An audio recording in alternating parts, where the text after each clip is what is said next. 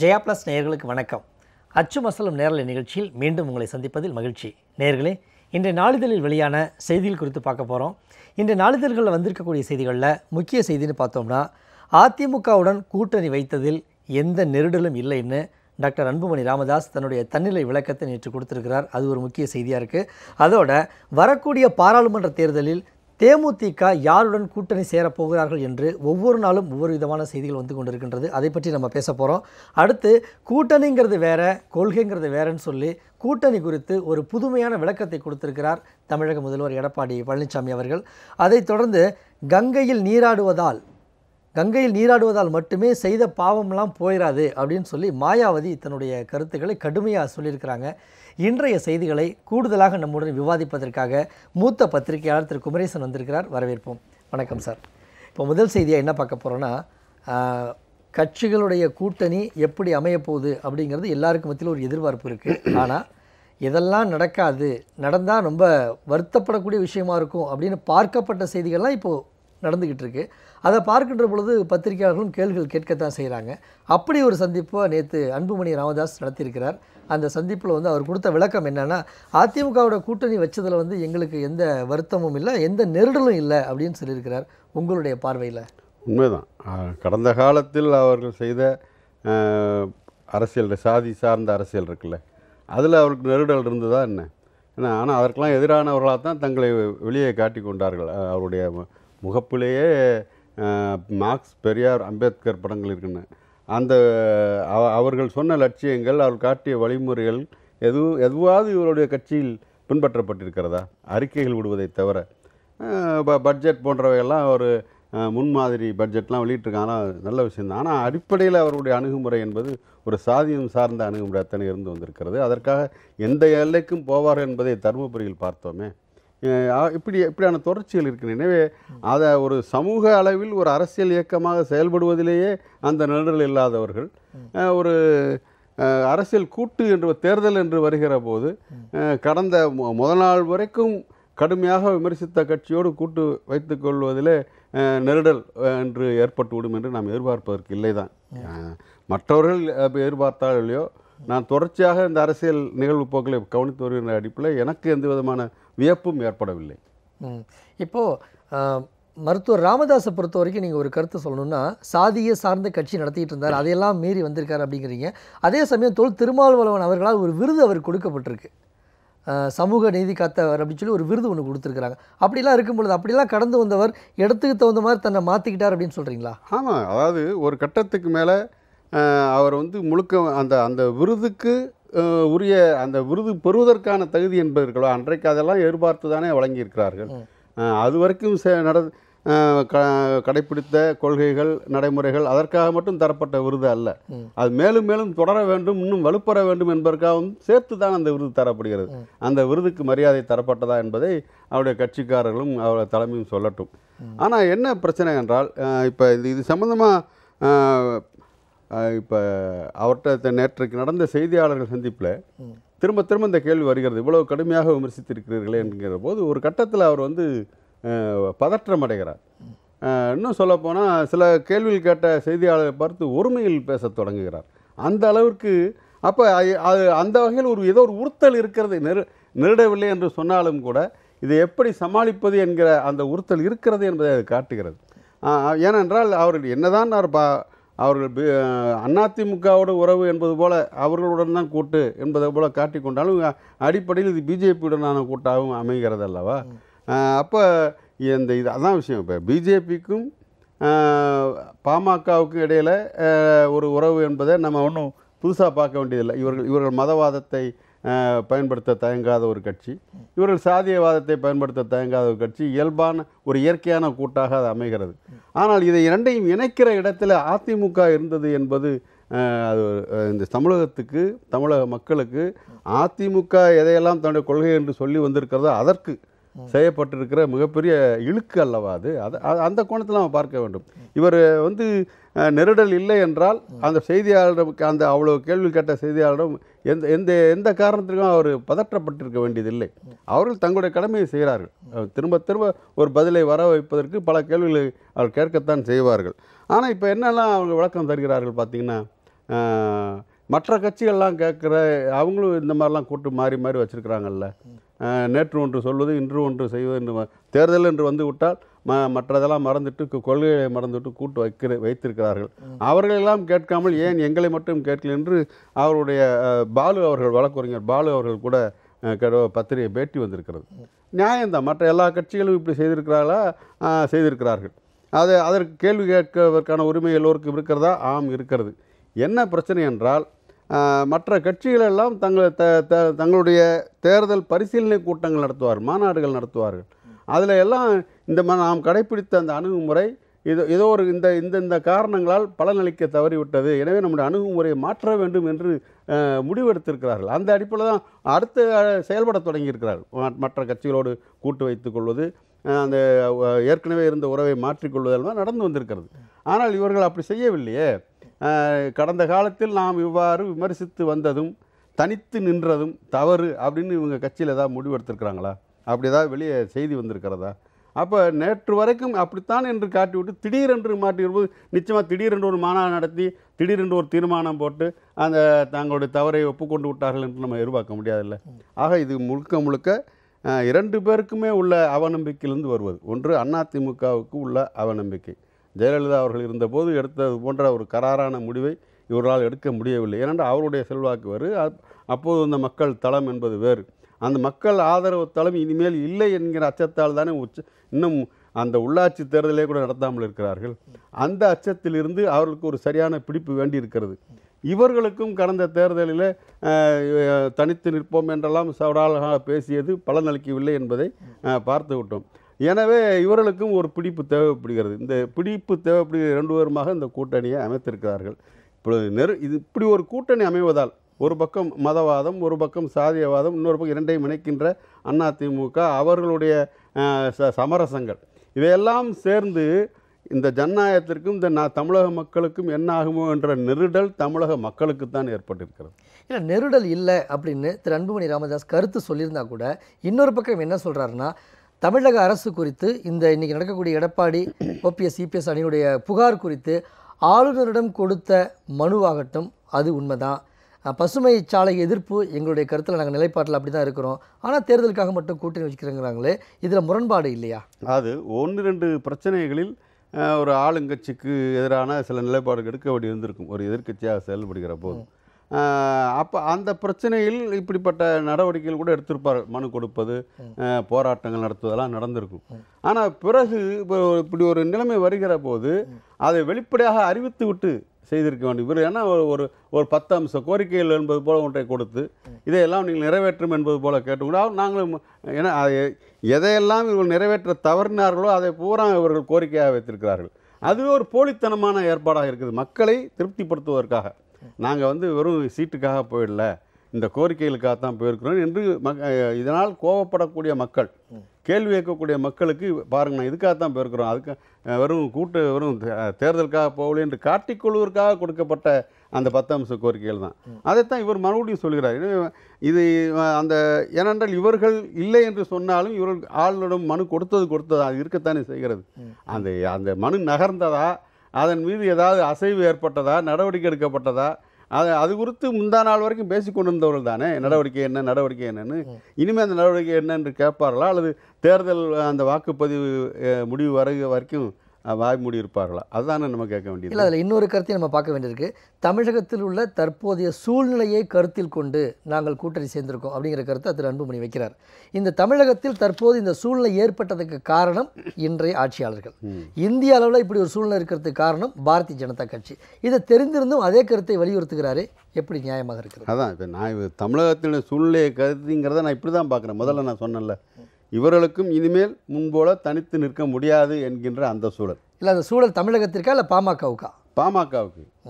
தமிழகத்தில் முன்போல ஏற்கனவே தனித்து நின்று கிடைத்த பலன் என்ன என்பது பார்த்து விட்டார்கள். இனிமேலும் அப்படிலாம் தனித்து நின்று வீரம் பேசி கொண்டிருக்க முடியாது என்கின்ற அந்த சூழல் தமிழக மக்கள் ஏற்படுத்தி இருக்கிற சூழல். அதே போல தான் அதிமுகவுக்கும் அவர்கள் ஏற்படுத்தி கொடுத்துருக்கிற அந்த சூழல். இந்த சூழல் தான் இவர்கள் இப்படி முடிவெடுக்க வைத்திருக்கிறது. ஆனால் மற்றபடி தமிழக மக்களுடைய தேவைகளுக்காக, சூழலுக்காக என்றெல்லாம் சொல்வது என்பது அவர் தங்களுடைய செயலை நியாயப்படுத்துவதற்காக சொல்கின்ற பதமான வார்த்தைகள், அவ்வளவுதான். நல்லது. அடுத்த செய்தியை பார்க்கலாம். வரக்கூடிய பாராளுமன்ற தேர்தலில் தேமுதிக யாருடன் கூட்டணி? ஒவ்வொரு நாளுமே அது முக்கிய செய்தியாக போடுகிற அளவிற்கு அது இழுபறியாகவே சென்று கொண்டிருக்கிறது. உங்களின் பார்வையில் சொல்லுங்கள். பிறகு திரு ஸ்டாலின் அவருடைய சாமர்த்தியத்தால் இப்படி ஒரு நிகழ்வு நடந்துக்கிட்டு இருக்கு அப்படிங்கிற ஒரு செய்தியும் இருக்குது. எப்படி பார்க்குறீங்க? அதாவது தமிழகத்தின் முக்கிய எதிர்க்கட்சி என்கின்ற தகுதியை தமிழக மக்கள் அளித்தார்கள் அந்த கட்சிக்கு. தேமுதிக உருவாகி சட்டமன்ற தேர்தலை சந்திக்கிறது அள்ளி கொடுத்தார். இது ஒரு அருமையான வாய்ப்பு. இன்னும் எதிர்க்கட்சியாக செயல்பட்டு அதில் மக்கள் பிரச்சனைகள்லாம் எதிரொலித்து அதில் ஒரு தலைமையை உருவாக்கி அப்புறம் அடுத்தடுத்து தேர்தலில் மற்றவருடைய நம்பிக்கையும் பெறுவது, மற்றவர்கள் தங்களுடைய அணியில் கொண்டு வருவது என்கிற அந்த அணுகுமுறையை கடைப்பிடித்திருந்தால் விஜயகாந்த் அவர்களுக்கும் தேமுதிக கட்சிக்கும் உண்மையிலே தமிழகத்தில் ஒரு மரியாதையான இடம் கிடைத்திருந்திருக்கும். ஆனால் நான் பார்த்தோம், அந்த மாதிரி அவரால் கொள்கை சார்ந்து கொண்டு வர என் மனதில் தோன்றுவதை மட்டும் பேசுவது, ஒரு முடிவாக எடுக்கப்பட்டு அந்த எடுத்த முடிவின் அடிப்படையில் இப்போ இயங்குவது என்கின்ற செயல்பாடே இல்லாமல் இப்படி தனக்கு தோன்றியதெல்லாம் பேசுவது என்பதாக மட்டுமே இருந்ததால் தான் அது எதை கூடிய வரைக்கும் பார்த்தீங்கன்னா அவர் மத்திய அரசினுடைய கொள்கைகள் அந்த ஏரியாவுக்குள்ளே போக மாட்டார். இங்கேயே சுற்றி கொண்டு இருந்தார். இப்போ இதெல்லாம் சேர்ந்து தான் அவரை பற்றி அவர் என்ன முடிவெடுக்கப் போகிறார் என்ற ஒரு கேள்வி எழுப்பியது. இந்த தமிழக மக்கள் இப்படி ஒரு அந்தஸ்தை கொடுத்தார்கள், பெரிய பிரதான எதிர்க்கட்சி என்கிற அளவுக்கு ஒரு அந்தஸ்தை கொடுத்திருந்த அந்த தமிழக மக்களுக்கு இன்னும் தமிழக மக்களுக்கு ஒரு மீது ஒரு எதிர்பார்ப்பு இருக்கிறது. அதனால தான் அந்த கட்சியோடு அந்த கட்சியினுடைய ஆதரவு கிடைத்தால் நல்லது என்று பலரும் நினைக்கிற நிலைமை இருக்கிறது. இப்படிப்பட்ட நேரத்தில் இன்னும் குழப்பமாகவே வைத்திருப்பது என்பது, அப்போ வேறு ஏதோ ஒரு நோக்கத்திற்காக, வேறு ஏதோ பேரத்திற்காகத்தான் இப்படி மௌனம் காக்கிறார்கள், தங்களுடைய நிலைப்பாட்டை வெளிப்படுத்தாமல் இருக்கிறார்கள் என்று. அல்லது நாங்கள் இத்தனை இடம் கேட்குறோம், அதையாக சொல்லட்டும், என்ன அந்த இடம் கொடுத்தா தான் வருவோம் அப்படின்னா சொல்லட்டும். அல்லது என்னென்ன கோரிக்கைகள் இருக்கின்றன மக்களுக்காக, அந்த கோரிக்கைகளை ஒப்புக்கொள்ளுங்கள், அப்படி ஒப்புக்கொள்கிற அணியோடு சேர்கிறோம் என்று சொல்லட்டும். இல்லை வழக்கம் போல் நாங்கள் தனியாக இருக்கிறோம் என்று அப்படியாக சொல்லட்டும். எதுவுமே சொல்லாமல் மௌனம் காப்பது என்பதும் அவ்வப்போது மற்ற அடுத்த நிலை தலைவர்களை வைத்து கருத்து சொல்ல வைப்பது என்பதும் அந்த கட்சி இன்னும் இந்த மக்களை எந்த அளவிற்கு எடை போட்டிருக்கிறது என்று தான் யோசிக்க வைக்கிறது. இப்போது வரக்கூடிய பாராளுமன்ற தேர்தலில் தேமுதிக யாருடன் கூட்டணி அப்படிங்கிறதுல ஸ்டாலின் அவர்களுடைய முக்கிய பங்கு இருக்குது அப்படிங்கிறாங்க. என்னென்னா அதிமுக பேசி முடிவு பண்ணி வச்சுருந்தாங்க, அதில் ஸ்டாலின் ஏதோ குழப்பத்தை ஏற்படுத்திட்டாரு. அதற்கு ஒவ்வொரு நடிகர் ரஜினிகாந்த் சென்றது கூட ஒரு காரணமாக இருக்குது, காங்கிரஸ் முன்னாள் தலைவர் திருநாவுக்கரசு சென்றது கூட ஒரு காரணமாக இருக்குது. ஸ்டாலின் செய்கிற வேலைனால தான் ஒரு முடிவு எடுக்க முடியாமல் இன்றைக்கி இருந்துகிட்டு இருக்காங்க தேமுதிகவில் அப்படின்னு ஒரு கருத்து சொல்கிறாங்களே, உங்களுடைய பார்வையில்? அவர் உள்ளே என்ன பேசப்பட்டது அது என்பது நமக்கு தெரியாது. வெளியே அதிகாரப்பூர்வமாக அவர் என்ன சொல்கிறார் என்பதை வைத்து தான் நம்ம முடிவெடுக்க வேண்டியிருக்கிறது. அந்த வகையில் பார்த்திங்கன்னா அவர் உடல்நலம் கொண்டு இருந்து சிகிச்சை பெற்று திரும்பி வந்திருப்பவர், அவரை மரியாதை நிமித்தம் சந்திப்பது, அதில் அரசியலும் பேசுவது என்பதாகத்தான் நடந்து வந்திருக்கிறது. இப்போ என்னென்னா, இப்போ நான் ஏற்கனவே சொன்ன தமிழகத்தில் ஒரு முக்கியமான தேவை ஒன்று உருவாகியிருக்கிறது. ஒன்று, நீங்கள் ஏற்கனவே சொன்னது போல் அகில இந்திய அளவில் மக்களுக்கு எதிரான இப்படிப்பட்ட ஒரு பாதகமான சூழலை ஏற்படுத்தியதில் முக்கிய பங்கு வகிக்கிற அந்த மத்திய ஆளுங்கட்சி பாஜக, அவர்களை தடுத்து நிறுத்த வேண்டிய ஒரு தேசிய அளவிலான ஒரு மிகப்பெரிய எதிர்க்கட்சியுடைய அந்த ஒற்றுமை தேவைப்படுகிறது. ஸ்டாலின் அவர்களுக்கெல்லாம் அதுதான் நோக்கமா, இல்லை தன்னுடைய கட்சியை பலப்படுத்திக்கிறதுக்காக தேமுதிக இழுக்கிறதுக்கான முயற்சியா? ரெண்டும் தானே. ஒரு இயக்கம் இப்படி தன்னுடைய சொந்த பலத்தையும் வளர்த்து கொள்ளத்தான் முயற்சி செய்வார்கள். அதே நேரத்தில் தேர்தல் மூலமாகத்தான் அதிகாரத்திற்கு செல்ல முடியும் என்று வருகிற போது மற்றவர்கள் இந்த மக்களுடைய பாதிப்புகளுக்கு காரணமாக இருக்கிற சக்திகள் மீண்டும் வந்துவிடாமல் தடுக்கிற மிகப்பெரிய பொறுப்பும் எதிர்க்கட்சிகளுக்கு இருக்கிறது. அந்த வகையில் சின்ன சின்ன வாக்குகள் கூட சிதறிவிடக்கூடாது என்ற அக்கறை இருப்பது நியாயம்தான். அப்படியான சில முயற்சிகள் அவர் எடுத்திருக்கக்கூடும். ஆனாலும் கூட அவரிடமிருந்து அப்படி நேரடியாக எதுவும் வரவில்லை என்கிற போது உடனடியாக நம்மால் கருத்து சொல்ல முடியவில்லை. பத்திரிகைகளும் மற்ற ஊடகவியலாளர்களும் வரக்கூடிய சில ஊகங்களை வைத்து தான் நாம் பேச வேண்டியிருக்கிறது. ஆனால் எனக்கெனவோ இன்னும் ஓரிரு நாட்களில் அந்த சித்திரம் தெளிவாகிவிடும் என்று தான் நான் நினைக்கிறேன். எந்த பக்கம் போகிறதுக்கான வாய்ப்பு இருக்குங்கிறீங்க? அது நம்மால் ஊகிக்க முடியாது. ஏனென்றால் இவர் திட்டவட்டமாக ஒரு கொள்கை நிலைப்பாடு எடுத்து அந்த நாடு தழுவிய பிரச்சனைகளையும் தமிழகம் சந்தித்த பிரச்சனையும் மனதில் கொண்டு ஒரு முடிவெடுப்பார்கள் என்றால் நிச்சயமாக திமுக கூட்டணியின் பக்கம்தான் செல்ல வேண்டும், செல்வதற்கான வாய்ப்பு இருக்கிறது. இதில் வாய்ப்பு இருக்குது நீங்கள் சொல்கிறீங்க. ஈவி.கே. இளங்கோ ஒரு வார்த்தை சொல்லியிருக்கிறாரு, தேர்தலுக்கு பிறகு, இந்த பாராளுமன்ற தேர்தலுக்கு பிறகு தேமுதிக காணா போயிடும் அப்படிங்கிற ஒரு கருத்தை நேற்று அதான் ஏன்னா இவற்றிருந்து இப்படி ஒரு திட்டவட்டமான ஒரு முடிவு இந்த கட்சியிலிருந்து ஒரு எந்த விதமான அறிகுறியும் வெளிப்படவில்லை என்கிற போது மக்கள் அதை வெறுக்க தொடங்கி விடுவார்கள். ஏன்னா ஒரு கொள்கை நிலைப்பாட்டை, ஒரு அரசியல் அணுகுமுறையை கூட இன்னும் வெளிப்படையாக சொல்ல முடியாத ஒரு கட்சியா, அதுக்கு இப்படி ஒரு தலைமையா என்று கேட்கத்தானே செய்வார். சரி, அடுத்த செய்தியை பார்க்கலாம். தமிழக முதல்வர் எடப்பாடி பழனிசாமி அவர்கள் ஒரு கருத்து வெளியிட்டிருக்கிறார். கூட்டணிங்கிறது வேறு, கொள்கைங்கிறது வேறு. அதாவது எங்களுடைய கூட்டணி பற்றி யாரும் விமர்சிக்காதீங்க அப்படிங்கிறத மறைமுகமாக இப்படி சொல்லியிருக்கிறார். நீங்கள் எப்படி பார்க்குறீங்க? அதுதான் நேற்று இது குறித்த செய்திகளை நான் பார்த்து கொண்டிருந்த போது தொலைக்காட்சியில் அவருடைய சுருக்கமான சில வரிகளையும் வெளியிட்டார்கள். அப்போ நான் யோசித்தேன், கூட்டணி என்பது வேறு, கொள்கை என்பது வேறு. கூட்டணி என்பது தேர்தலுக்காக ஏற்படுத்தி கொள்வது என்று சொன்னார். அதே நேரத்தில் இன்னொன்று சேர்த்து சொல்கிறார், தமிழக மக்களுக்கான நல்ல திட்டங்களை செயல்படுத்துவதற்காகத்தான் இந்த கூட்டணி என்று சொன்னார். அப்போ கொள்கை வேறு, கூட்டணி வேறு. தமிழக மக்களுக்கான திட்டங்கள் நிறைவேற்றுவதற்காகத்தான் கூட்டணி என்றால், அதிமுகவுக்கு தமிழக மக்களுக்கு நல்ல திட்டங்கள் நிறைவேற்றும் என்கிற கொள்கை கிடையாதா? அப்போ அந்த கொள்கை வேறையா? இதுக்கு குழப்பமாக. ஏன்னா செய்தியாளர்கள் தங்களுடைய வேலையை மிக சரியாக செய்கிறார்கள். ஏதாவது ஒரு திட்டவட்டமான பதிலை வர வைக்க வேண்டும் என்கிற வேலையை அவர்கள் வெற்றி பெற்றிருக்கிறார்கள். ஆனால் இவர் தோல்வி அடைஞ்சிட்டார். தன்னுடைய நிலைப்பாட்டை, கட்சியினுடைய மேற்கொண்ட அந்த நிலைப்பாட்டை நியாயப்படுத்த முடியாமல் இப்படிப்பட்ட வார்த்தைகளை சொல்லி நழுவி இருக்கிறார் என்று தான் நான் பார்க்கிறேன். அதே போல் அரசியல் நாகரிகம்னு ஒன்று பார்க்காம, புரட்சித் தலைவி அம்மா அவர்கள் இறந்த பிறகும் கூட அவர்கள் குற்றவாளி என்பதை பகிரங்கமாக வெளியே சொன்ன கட்சி பாமக. அது மட்டுமல்ல, அவங்களுக்கு மணிமண்டபம் கட்டக்கூடாது, அந்த இடத்துல கட்டக்கூடாதுங்கிறதெல்லாம் வெளிப்படுத்திய கட்சி பாமக. இப்படிலாம் பண்ண இந்த கட்சி கூட கூட்டணிக்காக கொள்கைகளை விட்டு கொடுத்து சேர்றது தான் எடப்பாடியோட கொள்கையா? நிச்சயமாக. அதாவது ஒரு பக்கம் நான் ஏற்கனவே இப்போ பிஜேபியோடு அவர்கள் ஒப்பந்தத்திற்கு சென்றதில் யாருக்கும் ஏன்னா கடந்த காலத்திலிருந்து அந்த 5 ஆண்டுகளாக மத்திய பாஜக ஆட்சி வந்த பிறகு இங்கே 2 ஆண்டுகளாக ஜெயலலிதா அவர்கள் இல்லாத நிலையில் அதிமுக இயக்குகிற பொறுப்பு இவர்கள் கிடைத்த பிறகு இந்த தமிழக அரசையும் சரி, அதிமுகவும் சரி, பின்னால் இருந்து பாஜக தான் இயக்கி கொண்டிருக்கிறதுங்கிற விமர்சனங்கள் நிறைய வந்திருக்கின்றன.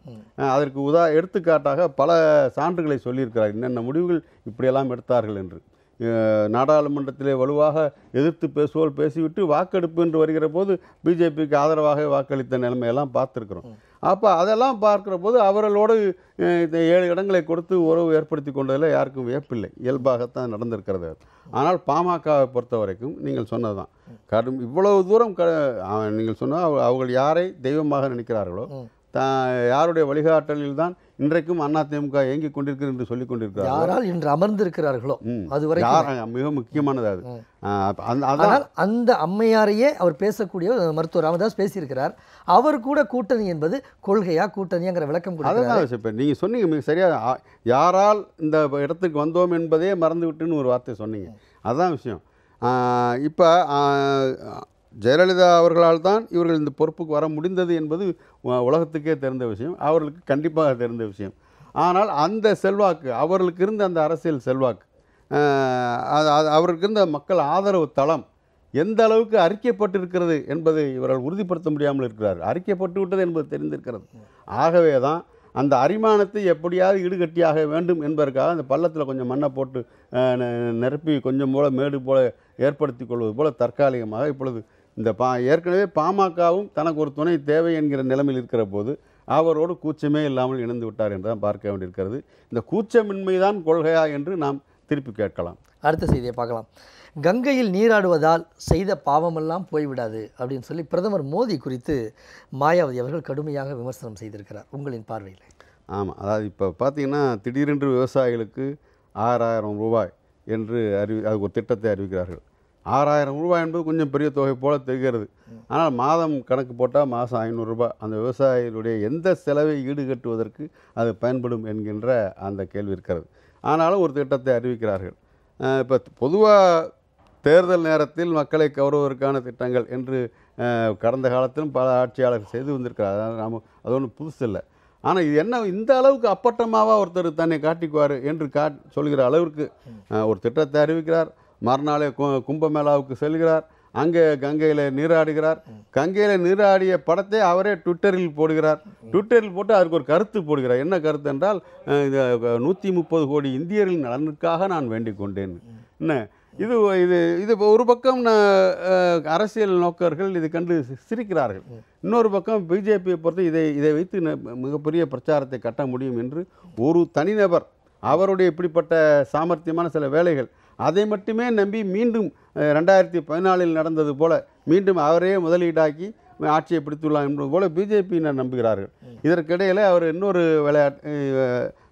ஒரு காட்சியும் வெளிப்படுத்தினார். என்னென்னா, அந்த துப்புரவு தொழிலாளர் 5 பேரை உட்கார வைத்து அவருடைய காலை கழுவி அவருடைய இத்தனை கோடி பேர் வந்திருக்கிறார்கள், அவர்களுக்கான கழிப்பறைகள் அமைக்கப்பட்டிருக்கின்றன, அவற்றையெல்லாம் தூய்மையாக பராமரிக்கிறார்கள், இந்த சேவை மகத்தானது, இந்த இவர்கள் காலை கழுவி இந்த தருணத்தை நான் என் மனதிலிருந்து எப்பொழுதும் என் மனதில் குடியிருக்கும் என்று அவர் பேசுகிறார். அவர் பேச்சிலும் வார்த்தைகளை பயன்படுத்திலும் மிகப்பெரிய விற்பனர், அதில் யாருக்கும் எந்த இதுவும் கிடையாது. ஆனால் இந்த 5 பேரும் எங்களை பிரதமர் காலை கழுவி விட்டிருக்கிறார் என்று சொல்லி மீண்டும் பிரதமர் அலுவலகத்திற்குள் நுழைய முடியுமா? அப்போ அல்லது காலங்காலமாக இந்த 5 பேர் காலை கழுவி விட்டதால் தலித் மக்களுக்கு இழைக்கப்பட்டு கொண்டிருக்கிற கொடுமைகளுக்கு முற்றுப்புள்ளி ஏற்பட்டு விடுமா? அதையல்லவா செய்திருக்க வேண்டும். ஆக ஒரு பக்கத்தில் பார்த்தீங்கன்னா அந்த பகுதி மக்களுடைய ஒரு அவர்களுக்கு ஏமாற்றம் ஏற்படுவது போல உயர்ந்த சாதி பணக்காரர்களுக்கெல்லாம் 10% இடஒதுக்கீடு. ஏன்னா இப்போ ஏன் பணக்காரர்கள் என்று சொல்கிறேன் என்றால், அவர்கள் வைத்திருக்க பொருளாதார வரம்பு என்று வைத்தால் பணக்காரர்களுக்கும் இடஒதுக்கீடு என்று கொண்டு வந்தார்கள். அதனால் இவர்கள் மத்தியில் ஒரு சலசலப்பு இருக்கிறது, நம்முடைய இடம் பறிபோகிறது என்று. ஏன்னா அவர்களுக்கு இப்படி காலை கழுவி விட்டோம்னா உங்களை நான் புனிதமாக கருதுகிறேன் என்று சொல்கிறேன். அந்த காலை கழுவி விட்டார்கிற செய்தியை பார்க்கும்போது இன்னொரு விஷயத்தை ஒப்பிட்டு பார்க்க வேண்டியிருக்கு. பிரதமர் வாஜ்பாய் அவர்கள் பிரதமர் பொறுப்பில் இருக்கும்பொழுது தமிழகத்தில் வந்தபோது மதுரையில் மதுரை சின்ன பிள்ளைன்னு ஒரு அம்மாவுடைய காலில் விழுந்து வணங்கி அவருடைய கொள்கை அவருடைய முடிவுக்காக முயற்சிக்காக வணங்கினார் என்ற செய்தி இந்தியா முழுவதும் பரபரப்பாக பேசப்பட்டுச்சு. அந்த காலில் விழுந்தது ஒரு பக்கம், இன்று ஒரு 5 பேர் மீது இவர் காலில் விழுந்தார். இந்த ஒப்பீடை நீங்கள் எப்படி சொல்லப்போனால் பிஜேபி நண்பர்களே, ஊடகத்துறையில் இருக்கிற பிஜேபி நண்பர்களும் சரி, தனிப்பட்ட முறையினருடைய நட்பாக இருக்கிறவங்களும் சரி, தனிப்பட்ட என்ன இவ்வளவு வெளிப்படையாக இவ்வளவு அப்பட்டமாக ஒரு ஷோவை காட்டுறது அப்படின்னு அவங்களால சகிச்சு வெளில அது சொல்ல மாட்டான்னு வச்சுங்க. ஏன்னா அந்த அளவுக்கு நடந்து கொண்டிருக்க எல்லாமே தேர்தல் தான். இந்த 3 மாநில மக்கள் அந்த அடியை கொடுக்காமல் விட்டிருந்தால் என்றால் இந்த 6000 ரூபாய் அறிவிப்பும் வந்திருக்காது. இப்போ கங்கையில் புனித நீராடியதன் மூலமாக எதை அந்த கங்கை நதி என்ன ஆனது என்ற கேள்வி நாம் கேட்க வேண்டியிருக்கிறது. ஏனென்றால் இப்படிப்பட்ட மோசமான கொள்கைகளை உடைய மோசமான நடவடிக்கையில் மக்கள் மீது ஒரு தாக்குதலாக தொடுத்தவர் அங்கே நீராடி சென்றிருக்கிறார். இதனால் அவருடைய பாவங்கள் தொலைந்திருக்கலாம், அப்படியாக அவர் கருதி இருக்கலாம், அல்லது அவருக்கு ஆலோசனை சொல்லுவர்கள் அப்படியெல்லாம் சொல்லியிருக்கலாம். ஆனால் பிரச்சனை என்னவென்றால் இப்படிப்பட்ட கடைசி நேர காட்சிகளால் மக்கள் மனதை திசை திருப்பி விட முடியுமா? அவர்கள் அப்படிதான் மனப்பால் குடிக்கிறார்கள் என்று நான் நினைக்கிறேன். நிறைவான ஒரே ஒரு செய்தி, பேச வேண்டிய விஷயம், இந்திய ஆவண குறும்படத்திற்கு ஆஸ்கர் விருது கொடுக்கப்பட்டிருக்கு, அது பற்றி உங்களுடைய கருத்து? உண்மை அருமை.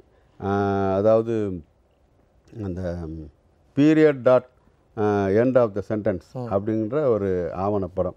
அதை பார்த்தீங்கன்னா அதில் ஒரு கோவையைச் சேர்ந்த அருணாச்சல முருகானந்தம் அவர் எளிய ஒரு சிறு தொழில் நடத்துகிறார். அவர் தன்னுடைய சொந்த முயற்சியில் உறவினருடைய எதிர்ப்பையெல்லாம் மீறி பெண்களுக்கு அந்த மாதவிடாய் காலத்தில் பயன்படுத்துவதற்கான அந்த உரை, அந்த பட்டை, அதை குறைந்த விலையில் அப்படி தயாரிப்பதற்கான ஒரு திட்டத்தை தொடங்கி இன்றைக்கு இந்தியா முழுக்க பரவிவிட்டது. ஒரு காலகட்டத்தில் அது வாங்குவது என்பதே ரொம்ப ஒரு காஸ்ட்லியான விஷயம் என்பதால் பல நடுத்தர குடும்பங்கள் பெண் உட்பட அதை வாங்குவதை தவிர்த்த காட்சியெல்லாம் உண்டு. இன்னொன்றையும் பார்த்தோம், அந்த நாப்கினுக்கு கூட 12% வட்டி போட்ட வரி விதிக்கப்பட்ட பிறகு எதிர்ப்பின் காரணமாக அந்த வரி விலக்கி கொண்டதெல்லாம் பார்த்துருக்குறோம். இப்போ இதை அடிப்படையாக வைத்து அவருடைய அந்த போராட்டத்தை அதில் உருவாக்கிய அந்த வெற்றி, அதை அடிப்படையாக அது மக்களிடையே பரவி இருக்கிற அந்த பரவல், இதையெல்லாம் அடிப்படையாக வைத்து தான் இந்திய சூழலில் ஒரு ஈரான் பின்னணியில் வந்த ஒரு இயக்குனர் அந்த படத்தை இயக்கியிருக்கிறார். அந்த ஆவணப்படத்தை தயாரித்தவர் இந்தியர். இந்த ஒரு எவ்வளவு, ஏன்னா இது உலகளாவிய பிரச்சனை, இது பெண்களுக்கு உள்ள பிரச்சனை, இது சொல்லாமல் சொல்லப்படுகிறது, உலக மேடைக்கு கொண்டு வந்திருக்கிறாங்க. இந்தியாவுடைய பிரச்சனையை சொன்னதன் மூலமாக உலக அளவிலான பெண்களின் பிரச்சனை முன்னுக்கு கொண்டு வரப்பட்டிருக்கிறது. அதற்கு கிடைத்திருக்கிற அங்கீகாரம் தான் இந்த ஆஸ்கர் விருது. நல்லது, நிகழ்ச்சி கலந்துக்கிட்டு உங்களுடைய கருத்துக்களை மிக தெளிவாக பரிமாறிக்கிட்டதுக்கு மிக்க நன்றி. நேர்களே, இன்றைய நாளிதழில் வெளியான செய்திகள் குறித்து பார்த்தோம். மீண்டும் மற்றொரு நிகழ்ச்சியில் சந்திப்போம். நன்றி, வணக்கம்.